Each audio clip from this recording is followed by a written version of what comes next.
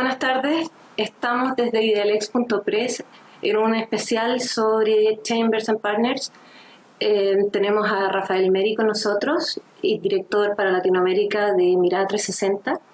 Y antes de comenzar con las preguntas y con el análisis, quisiera hacer una especie de disclaimer. En Idealex.press nos interesa mucho el mercado legal y para nosotros no lo es todo las firmas ni el sector privado. Espero que ustedes que nos leen lo sepan, pero este es un fenómeno que es imposible de ignorar. Porque causa revuelo, porque tiene efectos en la contratación de servicios y finalmente causa mucho ruido. Entonces, dicho eso, en el equipo decidimos hacer este especial con mucho trabajo en pandemia. Y voy a invitarlos primero a que veamos un pequeño video que da una cierta mirada a qué es Chambers and Partners. El ranking anual de Chambers and Partners Latinoamérica es uno de los eventos del mundo legal más esperados, algo muy parecido a los premios Oscars con las firmas más destacadas de la región. Esta guía legal es una de las más prestigiosas y respetadas listas internacionales que aglutina los estudios y abogados más conocidos del continente. Chambers and Partners es una empresa inglesa y su reconocido trabajo en las clasificaciones jurídicas mundiales desde 1990 la ha convertido en una autoridad en estas materias. Uno de los cambios más relevantes que vivió fue en marzo de 2018, cuando la firma fue adquirida por el fondo de inversión de Village Ventures. Actualmente cubre más de 200 jurisdicciones, según lo informado en su sitio web, sosteniendo de paso que los 215 investigadores de Chambers brindan una visión única de áreas complejas del derecho en diferentes jurisdicciones. En su última edición, el listado contempló 17 secciones y 5 subsecciones. En ellas, los abogados más destacados fueron asignados a diversas bandas, que pueden ir de la 1 a la 5, donde ser banda 1 es la gran aspiración, tanto individualmente como a nivel de firmas. La guía legal del año 2020 incluyó varias secciones nuevas, entre las que se contaban fondos de inversión, derechos del consumidor y mercado de capitales. También se mejoraron las divisiones regionales en los dos mercados latinoamericanos más grandes, Brasil y México, con clasificaciones para firmas y abogados ubicados en áreas más rurales, mientras que otras jurisdicciones también tuvieron cambios. Fue el caso de Chile en materia de medio ambiente, México en resolución de disputas y Uruguay en energía y recursos naturales. Rafael, hola, un gusto tenerte acá. Muchas gracias por la invitación. Quería que conversáramos sobre esta periodistez, como te decía, que son como las claves de Chambers 2021. ¿Qué puntos me puedes dar relevantes? Bueno, lo que salió hoy día, o hace unos días, digamos, fue la guía de Latinoamérica, ¿no? Y es la guía que nos interesa a los latinoamericanos. En términos gruesos, yo diría que no muestra muchas novedades respecto de años anteriores. En general, son las firmas que están apareciendo. En términos de áreas de práctica, no hubo muchos cambios.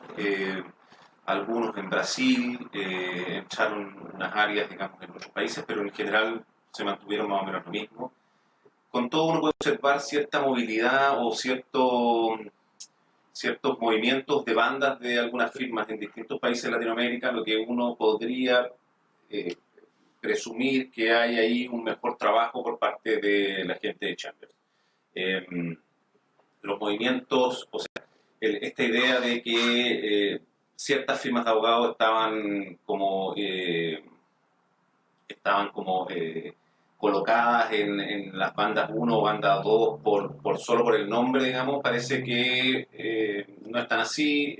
Vemos el caso de Chile, en Colombia hubo algunos movimientos, mismo Perú, digamos, también hubo algunos movimientos donde firmas que tradicionalmente estaban en alguna banda, digamos, bajaron de banda o cambiaron de posición, y eso es fruto del research de la gente hecha. Ok. En la conversación preliminar habíamos dicho, conversamos acerca justamente de la investigación. Yo te comentaba que, a mi entender, Leaders League, por ejemplo, se ha ido metiendo muy poco tiempo. Leaders League es un ranking francés que el 2015 empezó en Brasil, luego empezó en Perú y de ahí agarró el resto de Latinoamérica. Eh, y ellos vienen, o sea, se juntan con los abogados, viajan. Entiendo que Chambers no tiene esa metodología. ¿Nos podrías contar un poquito? Sí, no.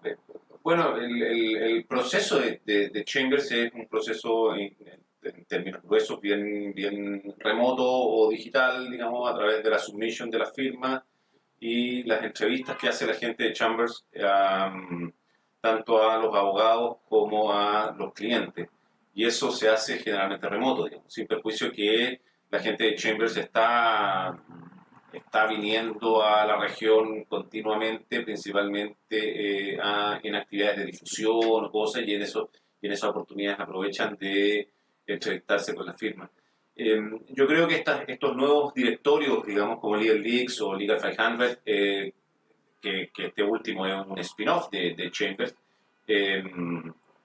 tienen que hacer un esfuerzo mayor para poder entrar a competirle a este directorio que ya lleva más de 30 años haciendo este trabajo y hoy día, por mucho que hayan salido otros rankings, al menos en la región y en Europa, sin duda, ¿no es cierto? Chambers es el gran directorio y el director más relevante, digamos.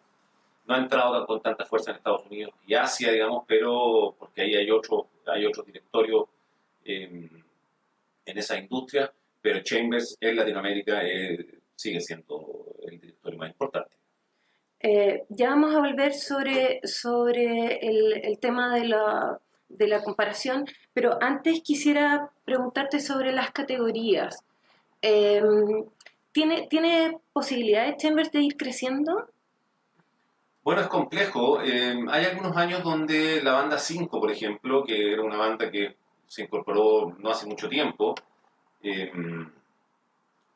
se creció en cuanto a aparecer en más áreas de práctica. Hoy día está más reducida, aparece con más fuerza en los reconocimientos individuales que en los reconocimientos de firma. Yo creo que a nivel de firmas es poco probable que pasemos de bandas 4, digamos, o bandas 5 como mucho, digamos, porque los mercados tampoco son tan grandes. Donde sí uno puede hacer un análisis más fino es en el caso de los reconocimientos individuales, porque ahí efectivamente el número de abogados reconocidos aumenta, pero no se producen muchos movimientos entre bandas, digamos. O sea, Okay. o sea, llama la atención, por ejemplo, que asociados aparezcan como up and coming o associate to watch durante 5 años, digamos. O sea, un asociado no puede ser una promesa durante 5 años, ¿me entiendes? Y uno se pregunta por qué pasa eso. Bueno, y ahí la hipótesis es que efectivamente es difícil mover a los socios de las bandas, de banda 1, 2, 3, digamos. Entonces, para un asociado es muy difícil entrar a las bandas de arriba. Y porque además no tienen la participación en las transacciones como la tienen los socios y por lo tanto terminan apareciendo los socios y siempre son los socios. No, yo no creo que aumenten las bandas. Ya tenemos suficientes bandas, digamos, tenemos los rockstar, los super rockstar, los eminent practitioners, no sé. Y en este sentido, ¿qué crees que puede hacer la gente que no va a aparecer? O sea, ¿mantiene la esperanza o qué les dirías? No, yo creo que la responsabilidad es de las firmas. Mientras las firmas no le den visibilidad a sus asociados, no van a aparecer en estos directorios, digamos. Y a la firma le interesa que sean sus socios los que aparezcan en estos directorios, digamos. O sea, finalmente hay un círculo vicioso, digamos, ¿cierto? Es el socio el que toma decisión respecto de quién aparece, bueno, y la primera opción siempre van a ser ellos, y en segundo lugar van a ser los asociados. Entonces, yo creo que es la esperanza, bueno, algo que nunca se pierde, pero más que tener esperanza en Chambers, tienen que tener esperanza en sus propios jefes, digamos, que en algún minuto los visibilicen. Y si las firmas de abogados no visibilizan a sus asociados no van a aparecer en estos rankings. ¿Qué opinas de que sea anual? ¿Hay cambios suficientes en el mercado al año como para que sea anual? ¿Se justifica? Bueno, es que la base del research de Chambers está hecho en base a transacciones. Y por lo tanto, uno efectivamente, si es que eso está hecho en base a transacciones, el periodo anual es razonable, digamos. Lo que pasa es que hay transacciones que duran más de un año y como no se ven tantos cambios año a año, uno podría decir perfectamente que esto podría tener una periodicidad distinta a la anual. El problema es que esto es un negocio y el negocio requiere venta todos los años y por lo tanto para Chambers, ahora que tienen un inversionista, digamos, es difícil cambiar eso, digamos, o sea, se le cae el negocio. Antes de terminar, quisiera preguntarte sobre, yo te mencionaba como mi impresión respecto de Leaders League y acaban de nombrar a Mónica Tantalian como directora regional de Chambers. Tiene muy buen nombre, Tim Girvan de Legal 500. ¿Qué se espera de un director regional de este tipo para Latinoamérica? Bueno, yo no conozco a la editora de Latinoamérica de Chambers, entiendo que es peruana, digamos, y que conoce el mercado, por lo tanto uno debería esperar que... Pero en el fondo, en términos globales, si tú pudieras decir qué es lo que uno esperaría de un buen director regional. Bueno, el conocimiento de la industria, o sea, como lo hace Legal 300. Tim es un tipo que conoce la industria, que conoce a los abogados y que se pasea por la región continuamente. Por lo tanto, uno debería esperar que, más allá de leer la submission, digamos, bueno, conozcan el mercado. Ok. Te agradezco mucho, Rafael, habernos acompañado. Te voy a pedir si nos puedes esperar unos minutos porque vamos a volver contigo para hablar de Chile. Y ahora vamos a ver una entrevista que grabamos con Andrea Gómez. Ella es consultora de marketing jurídico con mucha experiencia, es brasileña y la dejamos hablando en portugués, pero con algunas citas se le entiende perfectamente.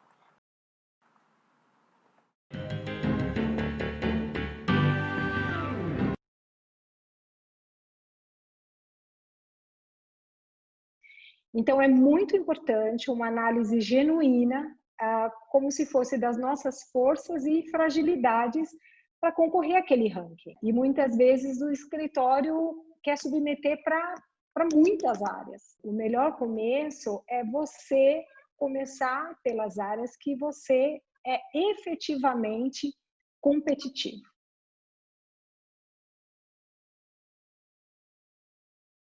Que o processo de participação em um ranking não pode ser visto como one shot, né? De nenhuma forma. Então, quando nós já temos que ter um controle interno de quais são esses casos e essas operações que são elegíveis a ranking. Manter esse controle ao longo do ano, né? Um track record, para que quando tenha o processo de submission, a gente não tenha que sair correndo atrás da informação.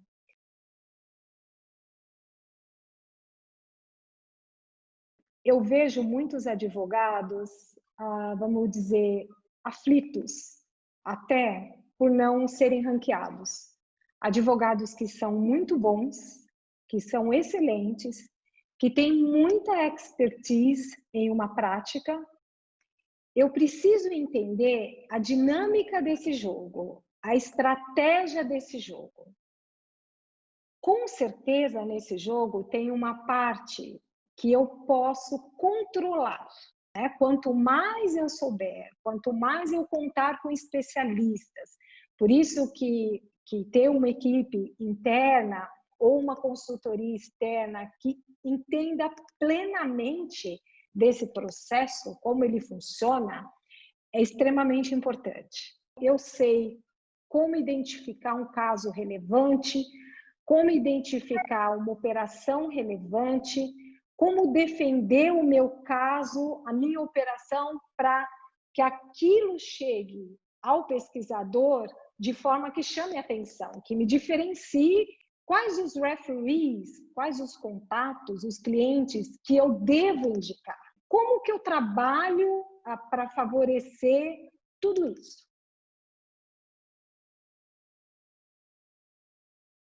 Tem uma parte desse jogo, Andrés, que a gente não controla, tá? Vamos imaginar que eu sou uma advogada de corporate M&A. Nós não controlamos o que o outro está fazendo e talvez o que o outro esteja fazendo, aos olhos do pesquisador, seja mais relevante que o que eu fiz naquele ano.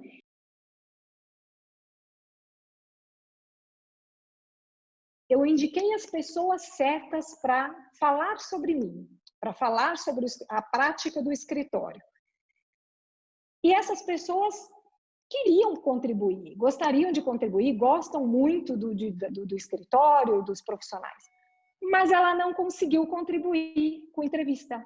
Ela teve outros compromissos, porque a prioridade do contato, que vai falar sobre as práticas e os profissionais, não é dar entrevista para um ranking. Essa é a parte do jogo, por exemplo, que eu não controlo. Porque quando vem o resultado, eu não posso me penitenciar. Não depende só dele. Depende de uma série de fatores que eu não tenho total controle. Que o ranking é vamos dizer, é uma das medições de qualidade. Não é a única, mas é um conjunto de fatores que favorece tudo isso.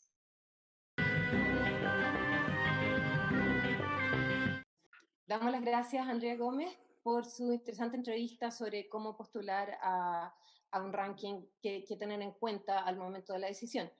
Y para profundizar en el tema, tenemos con nosotros a Lorena Borgo, que es socia de EDP Consultants en Perú, con mucha experiencia en rankings. Y Lorena, bienvenida. Lorena es parte, además, es socia fundadora igual que Andrea, y de Chantal Williams, a quien tendremos más rato, de la Latin American Legal Alliance. ¿Lo dije bien? Marketing Alliances. Latin American Legal Marketing Alliance. Ahí lo escucharon, LALMA. Y que está haciendo un muy buen trabajo, sobre todo de redes entre expertas. Bienvenida, Lorena, nuevamente. Y quería preguntarte, mucha gente ha estado conversando conmigo a raíz de este programa y todos me preguntan lo mismo. ¿Tú sabes cómo funciona un ranking? Y es lo que quiero ver contigo, es cómo comienza el ciclo de un ranking. Volviendo a las periodisteses, la ruta del ranking. Cuéntame, cuando alguien quiere comenzar, sea una persona o una firma, ¿qué hace? ¿Quiere aparecer? ¿Qué hace? Mira, en primer lugar, lo que hay que hacer es entender bien cómo funcionan estos rankings. Hay diferentes tipos de rankings y cada uno tiene, sobre todo, plazos diferentes. Entonces, también tenemos que tomar en cuenta que hay una variedad enorme. Se ha convertido en un negocio en donde hay también prácticas que no son las más adecuadas. Entonces, en primer lugar, lo que hay que hacer es identificar cuáles son las investigadoras más serias. ¿Por qué decimos más serias? Porque son grupos editoriales que se dedican a, como les comenté, diversas actividades o investigaciones dentro del mercado legal. Y para el caso específico del producto ranking, que es en realidad un servicio que le dan a las gerencias legales, o sea, los ayudan a poder identificar de una mejor manera, de una manera más fácil, también muy completa, quiénes podrían ser sus mejores asesores externos. Entonces, por un lado está esta identificación que hacemos nosotros como abogados y lo principal es saber que no se requiere un pago a cambio de aparecer en la ranqueadora. Entonces, desde el momento que alguien se acerca a nosotros y nos ofrece que aparezcamos en un ranking a cambio de un pago, ya hay que mirarlo con mucho cuidado. Luego, si soy un estudio de abogados, por ejemplo, nuevo, novísimo en el mercado y tengo interés en aparecer, si es que no he sido identificado previamente por por los investigadores, por la publicación, lo que tengo que hacer es ponerme en su radar. ¿Y cómo me pongo en su radar? Es, primero, tengo que buscarlos entender, mejor dicho, o sea, los busco en internet y entiendo cómo es que funciona el proceso. Cada publicación tiene un proceso diferente. Hay publicaciones que analizan el mercado por etapas en plazos determinados. Hay otras que te piden que una vez al año les envíes toda la información sobre la práctica de tu firma y hay otras que también lo hacen en plazos determinados por temas y publican la información por temas. Entonces, la Lorena, primera... Sí, Lorena, dime. y eso hace que la firma para ordenarse y si quiere aparecer tenga que tener un calendario como, ok, de acuerdo a mi especialización o de acuerdo a los abogados que quiero mostrar o de acuerdo a mis áreas de práctica. eh, a ver, Chambers, las submissions son en tal época, Legal 500 en tal otra, Leaders League en tal otra. ¿Hay que tener eso muy claro? Así es, hay que tener muy claro eso. Por ejemplo, en el caso de Chambers, publica una vez al año un calendario en donde se establecen cuáles son las fechas para la entrega en las distintas áreas. Por ejemplo, el resultado o la publicación del análisis de un mercado, en el caso de Chambers, sale en septiembre. En ese mismo mes ellos ya tienen publicado un calendario en donde están las fechas establecidas para la evaluación por áreas. Por ejemplo, se comienza muchas veces creo que con propiedad intelectual, medio ambiente, o luego en octubre ven otras áreas específicas y así hasta el mes de marzo. En el mes de marzo es cuando se cumple, digamos, la fecha, es la fecha límite para entregar, lo que me acuerdo, los casos de inmobiliario y corporativo y M&A. En el caso de Legal 500, ellos tienen un análisis, o sea, piden que la información se entregue toda completa una vez al año, que es normalmente la primera semana de febrero. Y en el caso de Leadership, que tienen publicaciones periódicas de cada uno de los rubros, se pide de acuerdo a la publicación. Ellos publican, por ejemplo, en octubre tributario, entonces tienes hasta julio para presentar información sobre tributario. Publican en enero, febrero litigios, todas las áreas de práctica vinculadas a temas de litigios y solución de controversias, entonces te ponen una fecha límite en noviembre. Lorena, entonces, y en el fondo, a ver, ¿cómo lo hace un abogado? ¿Cómo lo hace un estudio? Porque están como locos, me imagino, trabajando, haciendo su trabajo diario. ¿En qué momento se preocupan de esto? ¿En general lo hace el socio administrador? ¿Lo hace la gente de marketing? ¿Contratan asesores externos? ¿Cómo lo hacen? Mira, esto ha ido evolucionando con el tiempo y se ha ido profesionalizando. Antes, al inicio, en los primeros años, digamos, esto ha sido muy espontáneo, muy intuitivo, se sabía la información, las propias publicaciones se acercaban a los despachos, a las firmas, para anunciarles o informarles acerca de la posibilidad de ser considerados en uno de sus rankings. Hoy en día, como ha crecido, ha aumentado muchísimo el interés porque también a lo largo de los años se ha ido viendo que son organizaciones serias. También es el caso después les voy a comentar, Latin Lawyer, que ese grupo no hace un ranking, una categorización, pero sí hace recomendaciones y tiene una publicación anual recomendando las mejores firmas de una jurisdicción. Entonces, la recomendación sí es tener muy claro cuáles son el mercado, digamos, de publicaciones en las cuales nosotros queremos participar y a partir de eso planificar. Pero como te comento, lo hace el área de marketing porque hoy en día se ha profesionalizado esta actividad. Y es muy Lorena, recomendable hacerlo ya sea internamente. Sí, perdóname. cuando te toca a ti y tú asesoras, los socios entienden, si tú les dices, saben que esta área no es tan competitiva, mejor andate por esta otra, o espera un año. Yo no sé quiénes son tus clientes, así es que no te preocupes, pero ¿los socios son tercos o dicen o siguen tus recomendaciones? Mira, mi recomendación siempre es estar en el radar de las publicaciones.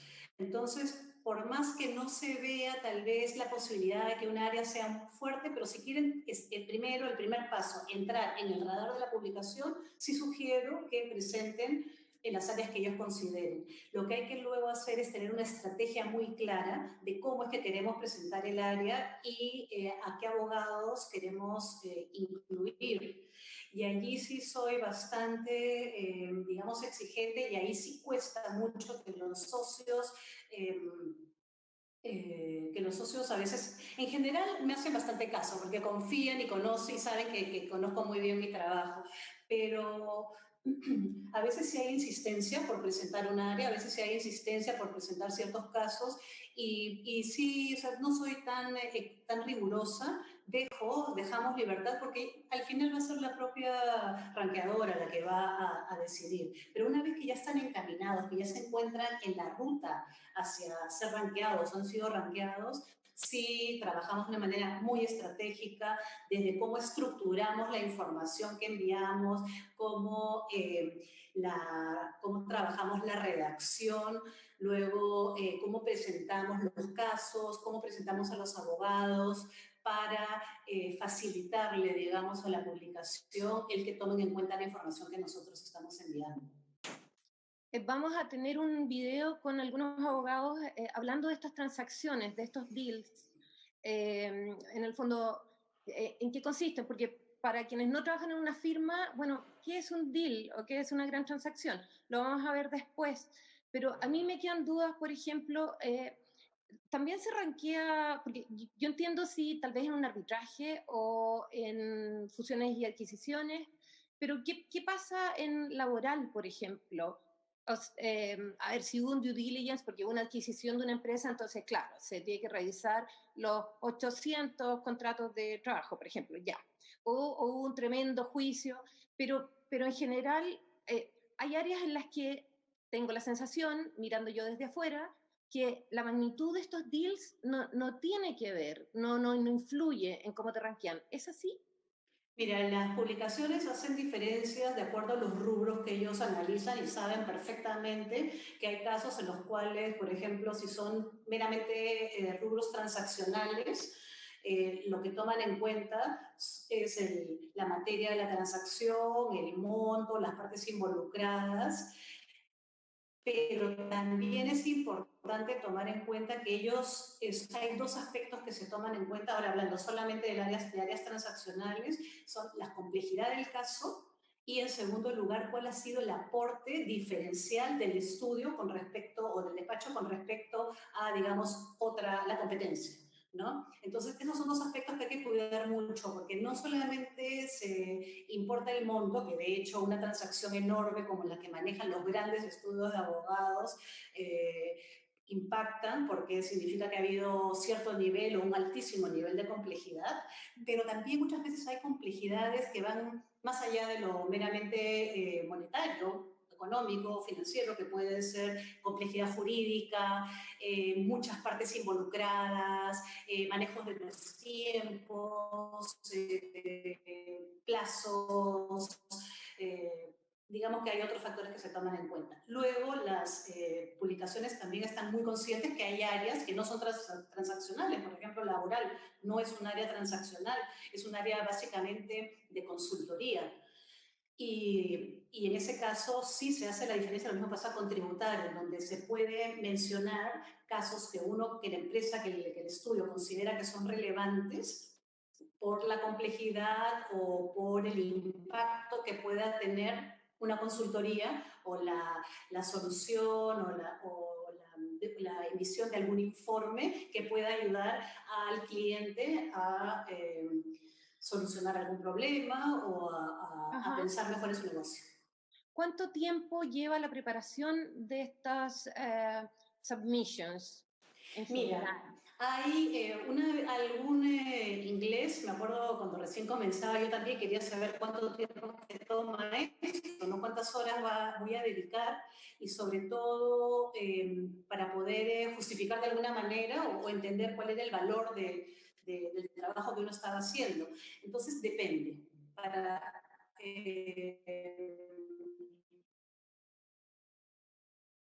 Depende mucho más tiempo. Me acuerdo que este señor inglés decía que eran como 20, 30 horas llenar una submission. Cuando uno recién comienza, hace por primera vez este trabajo, es mucho más, toma mucho más tiempo, mucho más horas. Pero de hecho, tenemos que calcular cuánto nos vamos a demorar primero en seguir todo el proceso, que es en primer lugar seleccionar los casos que vamos a presentar, luego hay que redactarlos, editarlos, hay que coordinar con las áreas involucradas. O sea, si uno toma el trabajo, el proceso desde, digamos, desde una coordinación, tienes los formatos te requieren 3 tipos de información. Lo primero es la información institucional, que tú cuentes a qué se dedica tu área o tu despacho. Luego ya la información más de los casos relevantes y luego la información sobre a quiénes vas a pedir tú que contesten, que sea quiénes van a ser tus contactos o referentes para dar información, para poder cruzar información, porque lo fundamental en este tema es que el papel, yo puedo, como el estudio que postula puede contar cualquier historia. Justamente el trabajo el valor que aportan las publicaciones es el cruce de esa información, ya sea a través del análisis que hacen sus investigadores directamente del mercado, y esto lo logran conociendo, entrevistándose, viajando y conociendo los estudios, y también contactando a pares, contactando a terceros que conozcan el sector para cruzar información, porque aquí lo básico es el cruce de información. Ok, y Lorena, ¿ves que los rankings reflejen realmente cómo es el mercado? Estaba hace unos minutos Rafael Meri y bueno, o sea, crudamente los rankings miran al mercado elite. ¿Opinas lo mismo?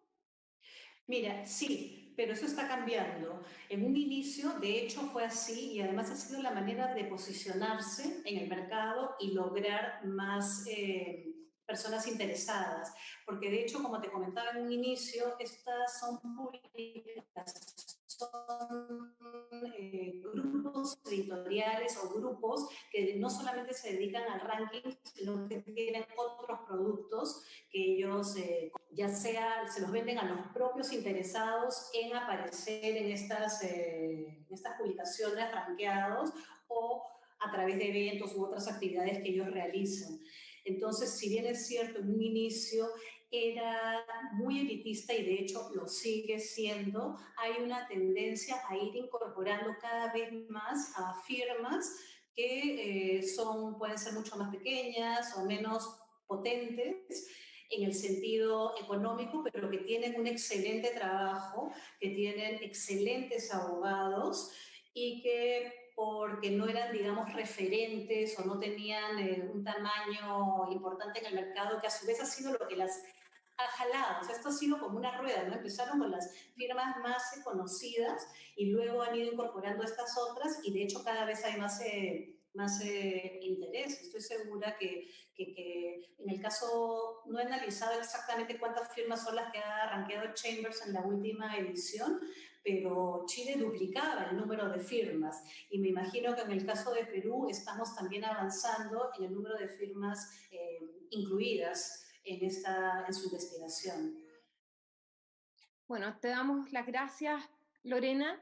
Te dejo invitadísima a nuevas conversaciones sobre el tema.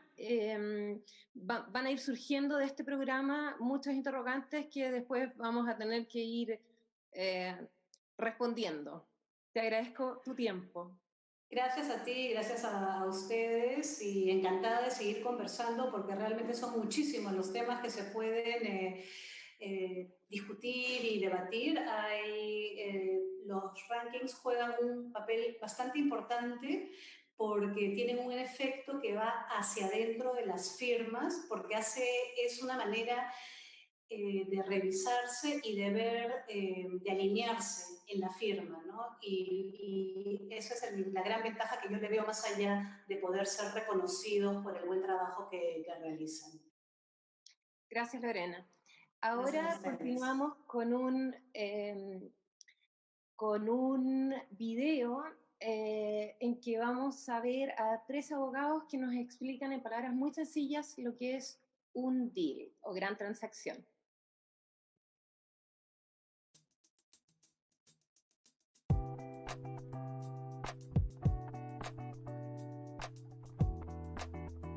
Para mí, la relevancia de una transacción suele radicar normalmente en el monto de la transacción y en cuál va a ser la relevancia que el dinero que se obtenga, porque normalmente en el tipo de transacciones que yo participo suelen ser créditos, para el proyecto que se va a desarrollar.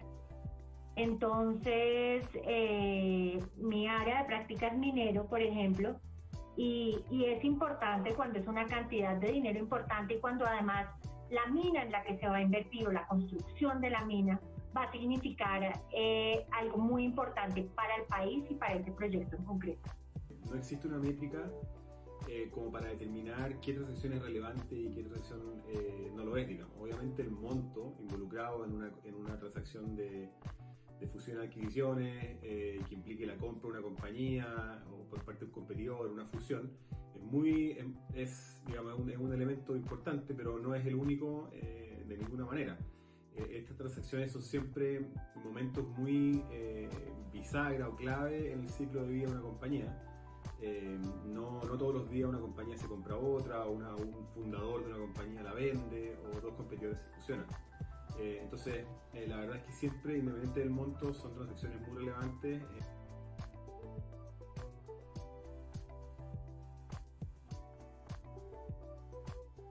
En realidad, en cada deal hay un equipo gigante atrás, y no solo legal, ¿no? O sea, si nos ponemos a pensar, imaginemos un vendedor que está poniendo en venta la empresa. El comprador le va a pedir un montón de información y tiene que tener todo el engranaje interno dando información. El comprador, a su vez, tiene a su equipo trabajando en la revisión de esa información.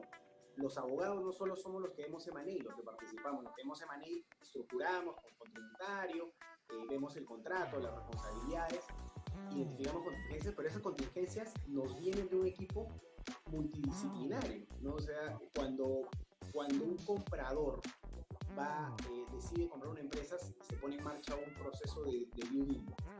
Y ese proceso de due diligence incluye 14, 15, 16 áreas de especialización. Implica que se necesita trabajo en equipo y organización. Porque cuando estás en una transacción de este tipo, todo es muy rápido. Todo el tiempo tienes que estar trabajando en eso, todo el tiempo te están haciendo preguntas. Suele involucrar diferentes jurisdicciones. Entonces tienes que estar siempre listo a responderle a los abogados de afuera todas sus inquietudes. Y significa además de que estés coordinado con tu equipo, que el equipo que no esté involucrado directamente en la transacción te esté apoyando en todo lo que tú ya no puedes apoyar.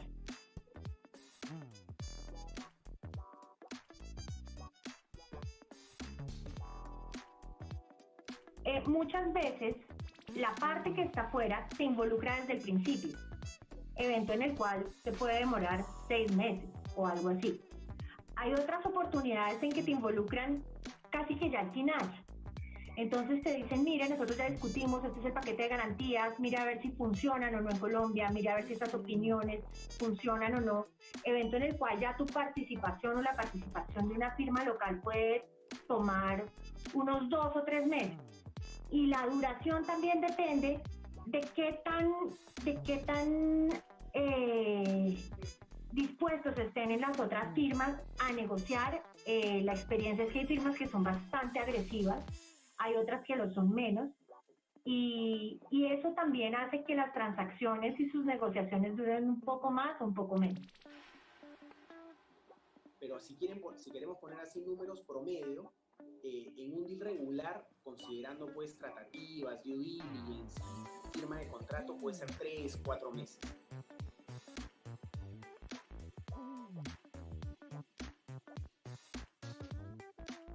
Bueno, un deal o una transacción se considera exitosa cuando cierra, cuando después de que las partes se pusieron de acuerdo en cómo va a ser la transacción, ya sea una compra, una fusión, y la sujetan a ciertas condiciones precedentes que no dependen de ellos, generalmente como autorizaciones de la Autoridad de Libre Competencia o aprobaciones de juntas de accionistas que exceden a las partes que están negociando. En el minuto que se cumplen todas esas condiciones y la transacción cierra y se materializa la operación, se considera que es exitosa.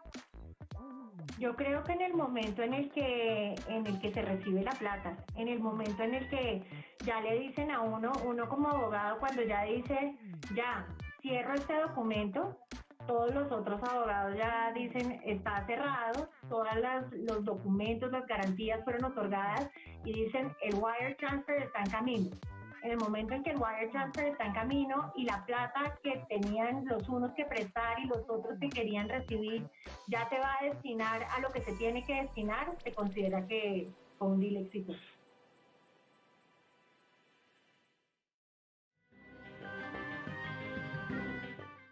En este segmento tenemos a Wilfredo Murillo. Él es socio de Jericó Associates en Perú y también de la consultora Estrategia Group. ¿Lo pronuncié bien? Correcto. Es como Extrategia.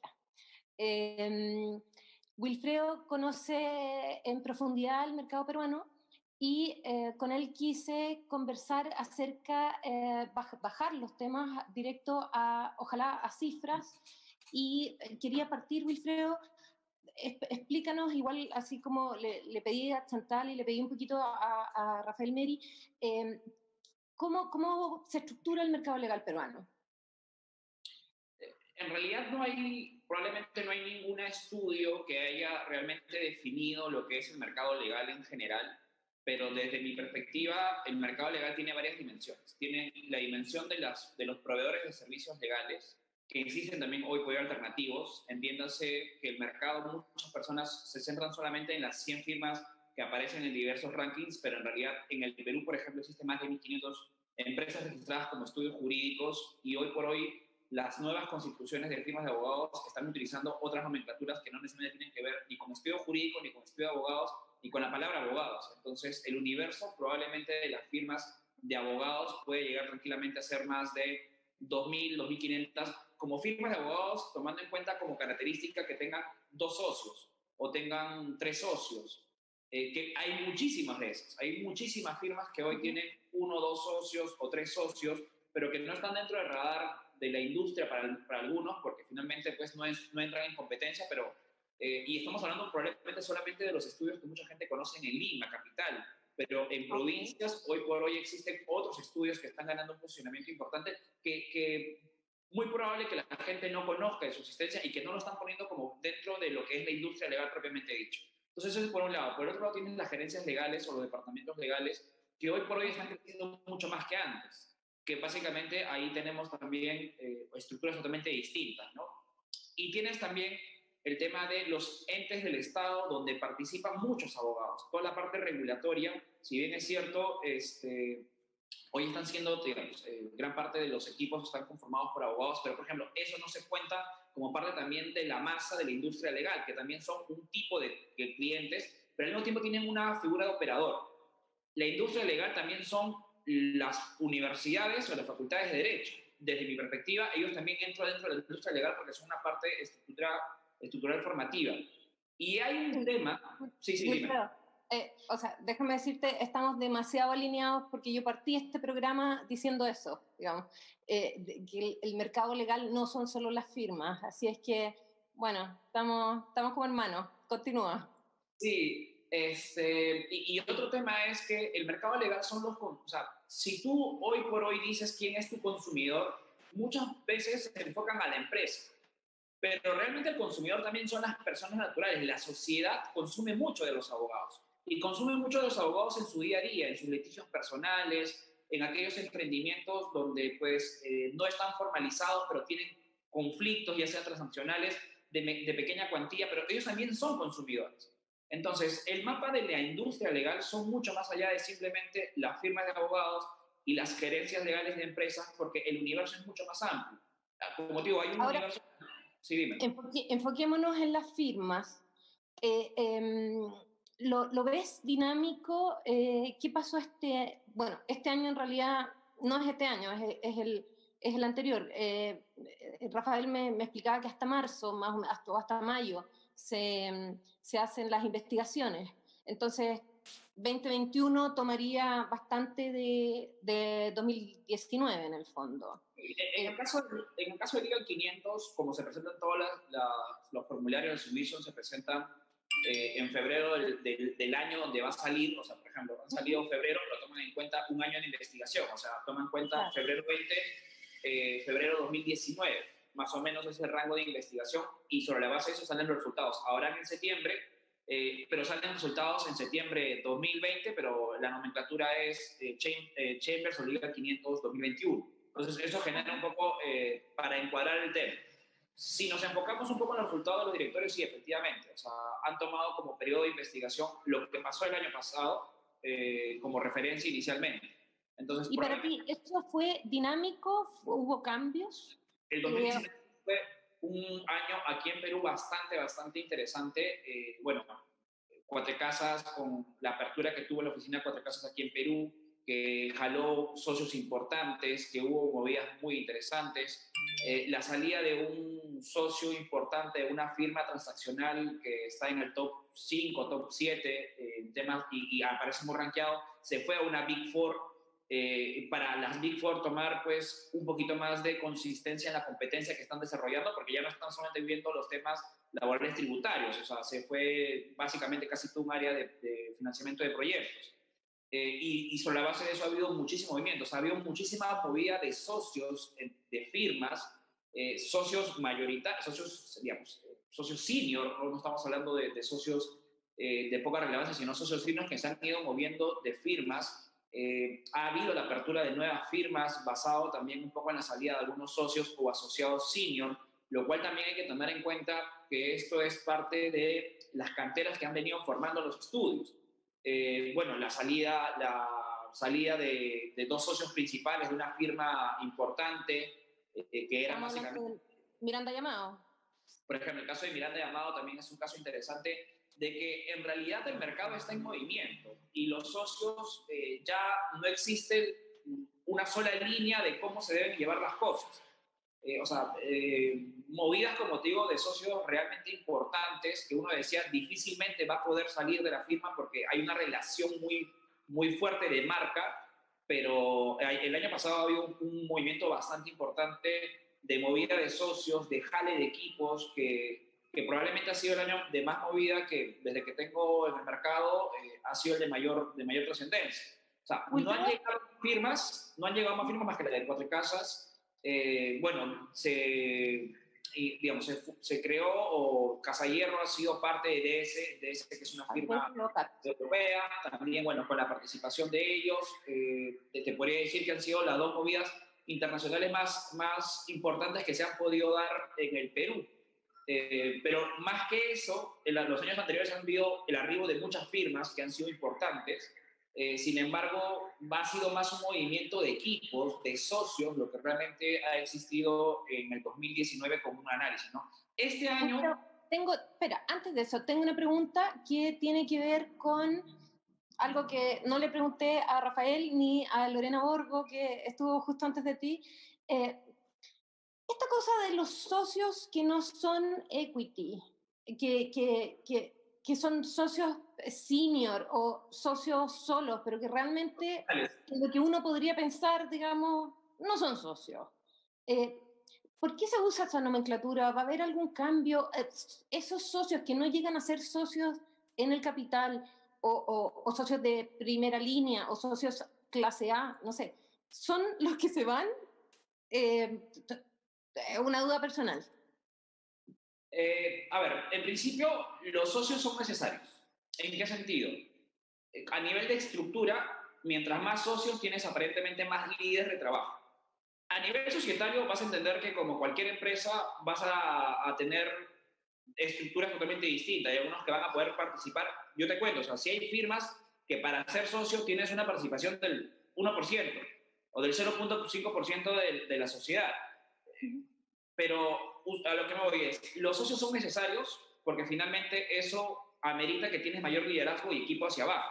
Usualmente hay una relación siempre de por cada socio hay 2 senior con los que tú trabajas o hay 3 abogados con los que tú trabajas. Entonces, en la medida que vas creciendo, vas desarrollando eso. Ahora, hay 2 factores que muchos no saben. A veces la gente se hace socio porque hay la posibilidad de que el abogado senior está en busca de nuevas expectativas y es una forma de asegurar una línea de carrera, porque al final es, oye, ¿cómo yo retengo al talento que ha venido conmigo formándose para que al final pues yo pueda tener un compromiso con él? Entonces lo hacen socio. No lo hacen socio patrimonial, lo hacen socio dentro de la línea de carrera que tienen los estudios. Y el otro factor es que es la misma exigencia de los propios abogados. Es que, perdona que te interrumpa, es que justo a eso iba. Es como el tema de ser socio en línea de carrera, no es un tema de nomenclatura. O sea, ¿está bien? A mí me suena como al disfraz de algo. Te doy un candy, te doy un dulcecito para que estés más contento y te pago un poco más de plata, pero realmente no eres socio. ¿O soy muy drástica? Yo creo que sí, porque al final eso ha permitido que las estructuras hoy sean más grandes. O sea, las firmas grandes existen porque existen más socios. Entonces, si bien es cierto, tiene varias aristas por donde observarlo, yo creo que más que negativo tiene un impacto positivo, sobre todo en las organizaciones que han querido trascender, y hay firmas que comenzaron pues hace menos de 15 años y han tenido un crecimiento y es que básicamente tú ves la cantidad de socios que existen.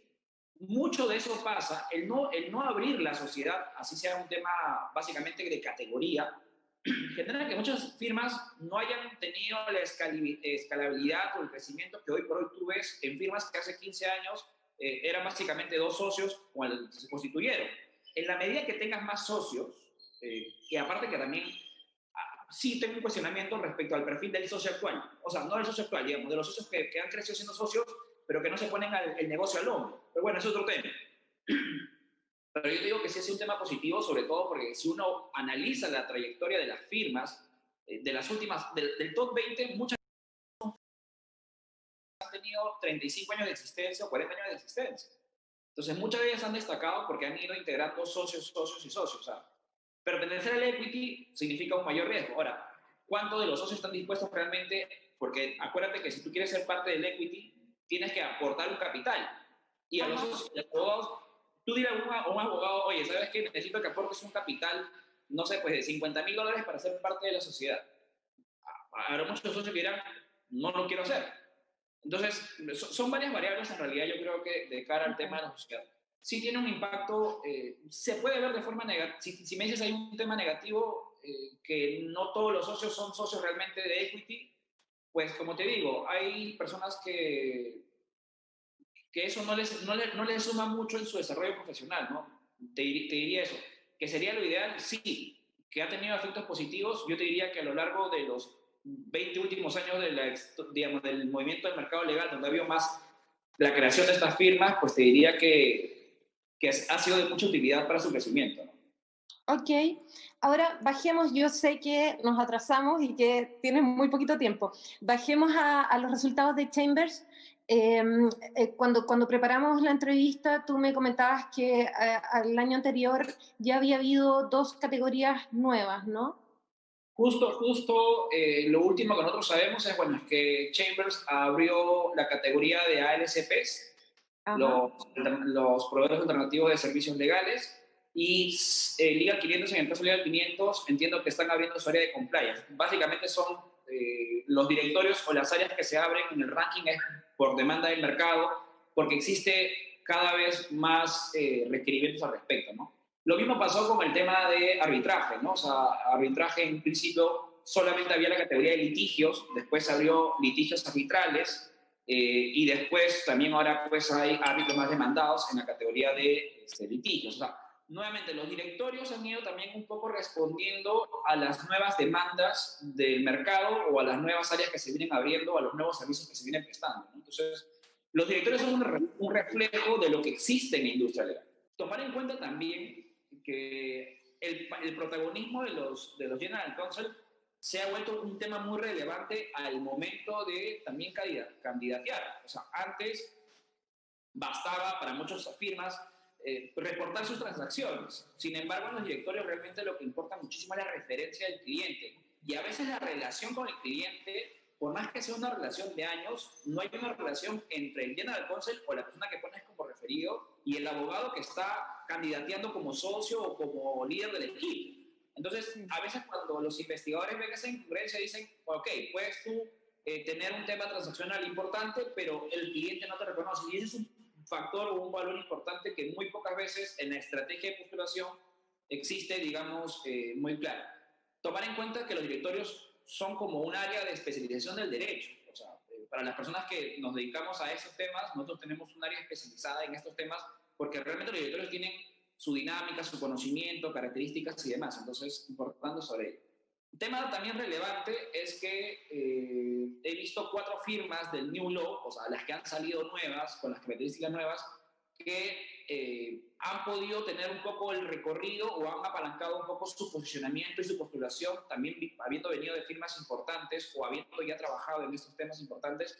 Son 4 firmas o 4 abogados que han salido digamos, de este formato New Law, lo cual me parece interesante, aunque 3 de ellas son más que todo boutiques, temas de comunicación, temas de competencia, temas de litigio, pero hay una que sí ha destacado mucho, que es en el tema transaccional. La New Law, para mí como un modelo a replicar, es que deben entrar en competencia con la Big Law en las transacciones. O sea, mientras que no cojan una cuota de mercado de ese mundo transaccional, de la relevancia de los deals que tienen un peso para los directorios, pues la New Law probablemente todavía no ha llegado a su etapa de consolidación a nivel competitivo. O sea, ¿y te refieres a Sumara? Por ejemplo, tienes Sumara, tienes Baxel, tienes Newbox, o sea, para mencionar, digamos, 3 que tengo ahorita, digamos, en mente. ¿El competitivo a nivel transaccional con las grandes? Bueno, están en el ranking, o sea, para aparecer en ese ranking, esas que han tenido que haber tenido buena participación en deals importantes o operaciones importantes al respecto. Perfecto. Bueno, nos queda mucho paño por cortar, pero lo dejaremos para otra ocasión. Yo sé que te tienes que ir volando. Gracias, Wilfredo, por estar con nosotros hoy día.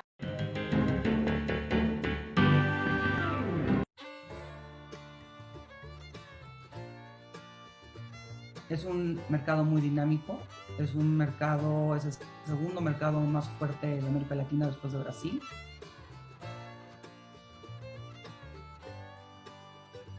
Sí, México es un mercado importante al igual que Brasil, por temas de población, por temas también de los diferentes tratados internacionales de comercio que tenemos aquí en México, que son muchísimos, y por la cercanía que existe con Estados Unidos y la generación obvia de negocios entre los dos países. Algo que es importante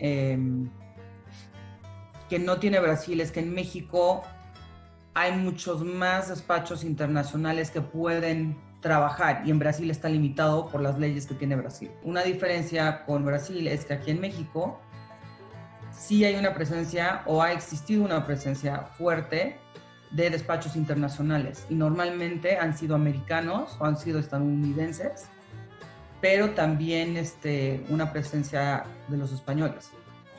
Y en Brasil no hay no tienen tantos despachos internacionales por las mismas leyes que manejan, tienen limitantes de qué pueden asesorar los abogados, ¿no? Creo que el mercado mexicano legal es muy interesante. Hay despachos internacionales muy fuertes que están aquí en México, que tienen una presencia, que llegaron a comprar un despacho o que se fusionaron con un despacho mexicano. Entonces hay una presencia de estos despachos internacionales que manejan su negocio de una manera diferente. Y también hay una gran parte de despachos mexicanos que son muy fuertes y que son especialistas en alguna práctica particular o en algunas prácticas particulares. Actualmente muchos de estos despachos ya están tomando un nuevo modelo de negocio que se están volviendo mucho más full service que antes. Habían despachos que manejaban solamente transacciones, pero ahorita ya se empezaron a dar cuenta de la importancia de lo fiscal o de lo laboral, entonces están empezando a integrar prácticas que antes no pensaban que eran estratégicas, pero se están dando cuenta que el cliente sí quiere poder ir con un despacho que tenga varias prácticas, que los puedan asesorar y que esté todo, se maneje todo ahí con ellos. También hay despachos medianos, pero más que nada son chicos, que son los despachos boutique. Estos despachos boutique realmente son más tradicionales. Son despachos que pueden ser de 20 personas o menos, o si no, se van a unos 50 personas, pero se dedican normalmente a algo en particular. Hay muchos despachos que se enfocan en litigio. Puede ser litigio administrativo, litigio civil y comercial, y diferentes tipos de litigios dependiendo de la manera de que ellos crean su negocio. También es interesante ver que le pasa lo mismo en lo laboral y en lo de propiedad intelectual. Hay despachos muy, muy particulares que se dedican solamente a esos temas y son dentro del mercado mexicano, aunque sean muy chiquitos, sí tienen un nivel fuerte de prestigio.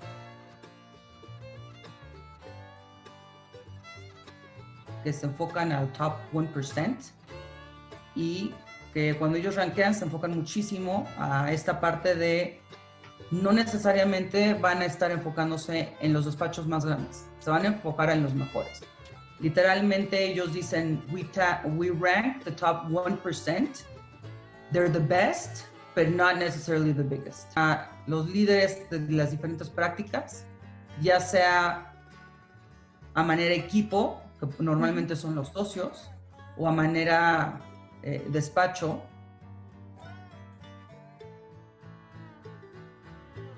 Y algo interesante que se puede ver claramente con Chambers es esta parte que están expandiendo sus rankings y están expandiendo en general su business module. Básicamente en 2015 habían 18 prácticas que estaban tomando en cuenta para rankear en México. Y ahora, en 2020, ya están rankeando 23 prácticas. Es un incremento importante. Y dentro de estos cambios está la parte de que se están enfocando a prácticas o a industrias que normalmente no lo tenían en el radar. Están creciendo con el mercado internacional y con el mercado mexicano. ¿A qué me refiero? FinTech salió el año pasado en sus rankings. Y fue algo muy interesante ver que inmediatamente fue fácil para Chambers distinguir cuáles eran los líderes. Normalmente eran líderes individuales y no tanto despachos. También en temas de litigio administrativo, que por los tiempos que estamos viviendo ahorita, litigio ha estado incrementando particularmente para el país. Y Chambers se dio cuenta de esta tendencia y abrió un ranking nuevo que antes manejaban litigio civil y comercial y ahorita ya tienen litigio administrativo.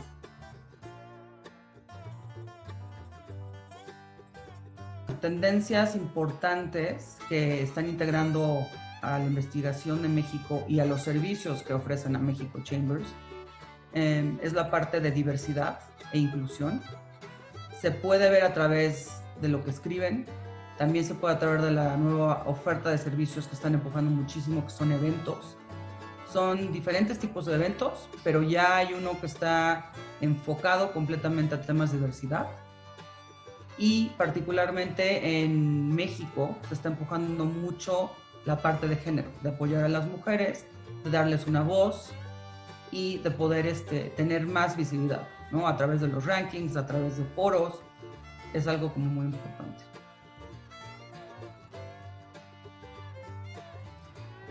Los submissions de Chambers han cambiado. Desde el año pasado empezaban a ponerlos en su sitio, entonces podías verlos si ponías atención, pero el formato en la página 2 ha cambiado y es algo muy, muy importante. Puede ser algo sutil, que está en la página 2, pero hoy en día ya están pidiendo porcentajes de mujeres que estén en los equipos. de ciertas prácticas. Tú mandas tu reporte y te están preguntando literalmente un porcentaje de cuántas socios son, asociados. Muy interesante, están integrando una parte también de si hay personas del equipo que son LGBT y también si hay alguien con algún tipo de discapacidad. Y esto es muy interesante porque se está viendo cómo Chambers está dándole mucha fuerza y está empujando estos temas que son temas relevantes a nivel internacional, pero que en México y a través de sus rankings pues se están volviendo cada vez más y más importantes.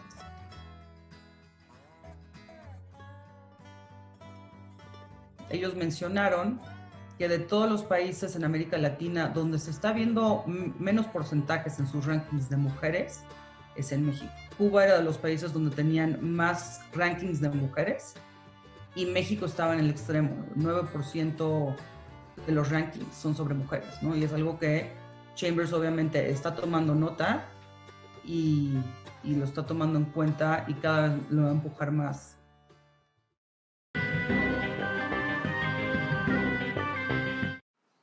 Ok, Emma, hemos vuelto con Rafael Merí para conversar sobre Chambers Chile. Primero, Rafael, me gustaría preguntarte cómo estructuras tú el mercado chileno, así que a grandes rasgos. Hay muchas grandes firmas, está muy atomizado. Estamos hablando del mercado que mira Chambers.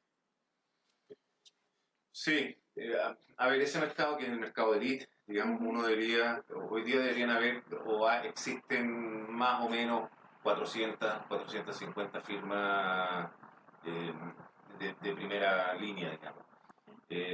Sin perjuicio que las firmas reconocidas en Chambers no pasan de 200, digamos, o sea, o están en ese orden, más o menos 200 firmas. Lo que quiere decir que esta es como la elite dentro de la elite. Okay. ¿Y cómo está compuesto a quiénes destaca Chambers? Efectivamente a quienes tienen mayor mérito, o sea, ya vamos a llegar a las mujeres que reventaste redes sociales hablando del tema, pero un poquito antes de eso, cuéntame cómo la composición de los abogados destacados en Chambers. Bueno, mayoritariamente socios, okay. Mayoritariamente de estas firmas tradicionales, mayoritariamente hombres, y mayoritariamente los mismos. Finalmente es un reflejo de la composición de las firmas, de este tipo de firmas. Si uno quisiese segmentar el Big Law chileno y uno se centrara en este mercado de elite, se daría cuenta que ahí están los abogados de elite, los egresados de elite, y está la elite legal, digamos, en esa industria. ¿Estamos hablando de qué universidades? De los egresados, no, bueno, mayoritariamente de la Católica. Mayoritariamente de la Católica y de la Universidad de Chile, digamos, bueno, y de la elite de la Universidad de Chile, por decirlo de alguna forma, digamos. Pero sí, o sea, el discurso meritocrático, digamos, en ese tipo de firmas de abogados es solo un discurso. O sea, basta mirar de dónde vienen, de dónde ingresan sus abogados para saber que no hay ninguna diversidad socioeconómica en esas firmas, más allá de que algunos tratan de verse mejor, digamos, contratando a uno que otro abogado egresado, digamos, donde puede haber más mérito. Cuéntame, ¿se movió la aguja en Chile? Bueno, a nivel de firmas sí hubo algunos movimientos.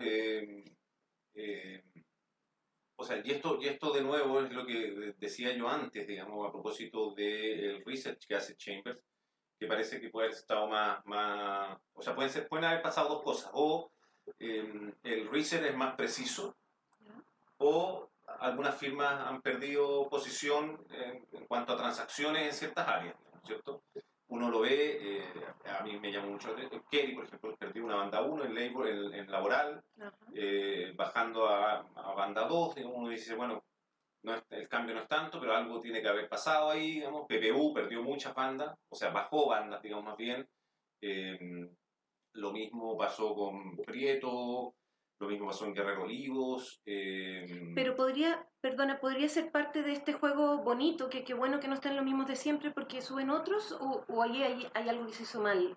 No, a mí me da la impresión, yo creo que ahí hay un buen síntoma, digamos, de que quizás Chambers está haciendo bien un research y finalmente no está dejando en banda 1 a la firma por ser la firma que es, digamos, sino que por las transacciones y por sus abogados. Y bueno, lo que ha pasado últimamente en Chile es que han habido muchos movimientos.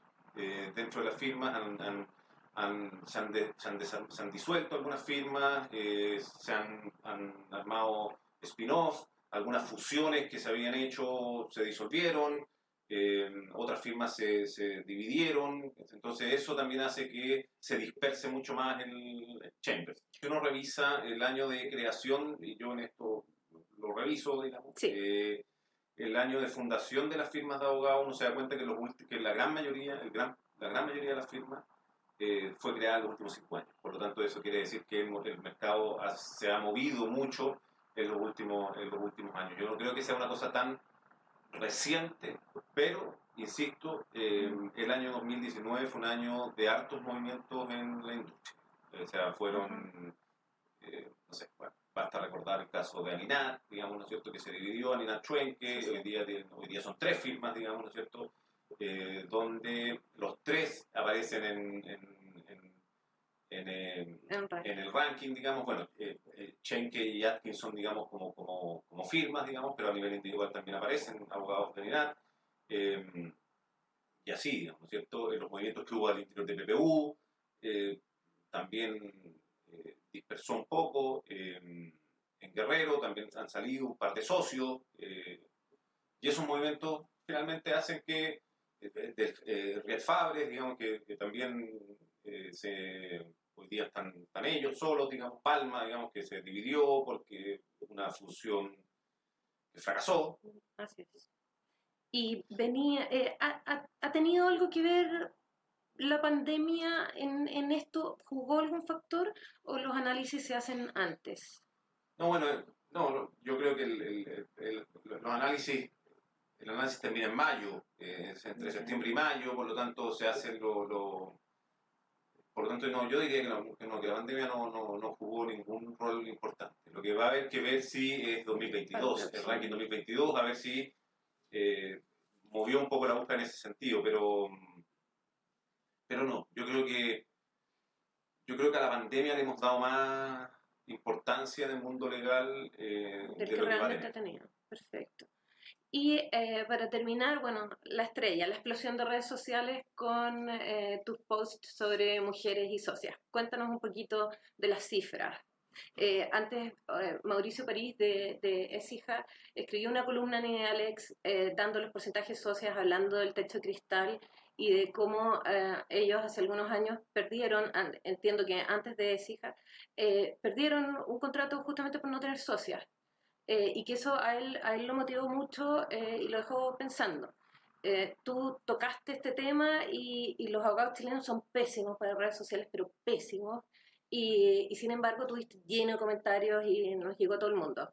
Por favor, danos algo de esas cifras. No, bueno, lo que hice efectivamente en mi cuenta de LinkedIn fue tratar de poner un punto y abrir un debate en torno a la baja presencia de mujeres en esto, y que no es algo nuevo, ¿sí? Es algo que se viene repitiendo en los últimos años y hoy día vemos que del total de abogados destacados, el 11% son mujeres. Entonces, la pregunta que uno se hace ahí es ¿por qué? ¿No es cierto? Si es que las mujeres son malas abogadas, si es que Chambers hace mal su trabajo, o cuál es la razón que hace que las mujeres tengan tan poca presencia. Y yo creo que la respuesta está en que esta industria legal, ¿no es cierto?, es extremadamente machista. Y yo he venido poniendo este punto, digamos, no porque